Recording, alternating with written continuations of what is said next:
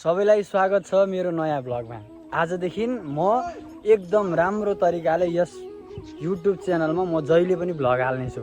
यो भ्लग सबैले हेर्नु होला अनि हजुरहरूलाई भ्लग मन परेमा सब्स्क्राइब गरिदिनु होला, लाइक कमेन्ट पनि गरिदिनु होला।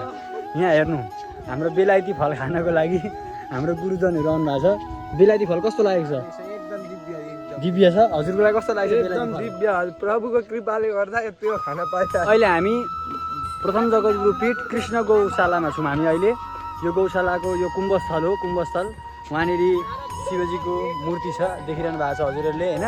यो सब कुम्भ क्षेत्र हो।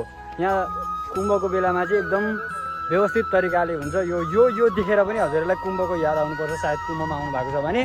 ल सबैलाई मेरो भ्लगमा स्वागत। अबदेखि सधैँभरि मेरो भ्लग आउनेछ। युट्युबमा सब्स्क्राइब गर्न नबिर्सिनु होला। मन परे लाइक कमेन्ट सेयर पनि गर्नु होला। धन्यवाद।